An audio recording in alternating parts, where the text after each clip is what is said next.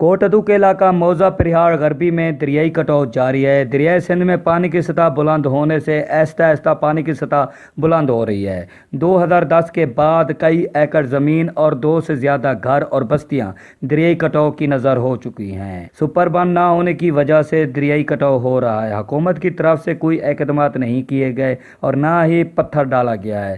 इलाका मकीनों का कहना है सर सारी गुजारिश है वज़ीर आला पंजाब से जना बारिशां थियनि बहुत ज़्यादा पानी आ गया दरिया सिंध में असांजा वस्तियां जना खतरे विच आहिनि ढांजा पिया आहिनि। सर महिरबानी जना साॻूं कोई सिपर बन ॿधा ॾिता वञे। सिपर मंगजा आहिनि, साॾियां नस्लां सिपर मंगजा आहिनि, साडे हाल भी सिपर मंगदे आहिनि। ਜਿਹੜੇ ਬੇਘਰ ਥੇ ਹਨ ਲਾਲ ਸਾਡੇ ਉਹ ਲਾਲ ਵੀ ਸਿਪਰ ਮੰਗਦੇ ਹਨ। ਸਾਡੀਆਂ ਫਸਲਾਂ ਨਹੀਂ ਮਹਫੂਜ਼ ਇਥਾਂ, ਸਾਡੇ ਹਾਲ ਵੀ ਸਿਪਰ ਮੰਗਦੇ ਹਨ।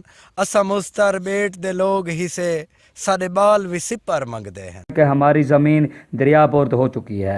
मज़ीद ज़मीन ख़रीदना और नकल मकानी करने की ताकत नहीं है। हम वज़ीर आला पंजाब से मुतालबा करते हैं कि बारिशों की वजह से दरिया में पानी की सतह बुलंद हो रही है, हमें सुपर बांध दिया जाए ताकि हमारी बस्तियां ज़ेरे आब ना हों। नियाज़ अहमद, सिटी न्यूज़, कोटादू।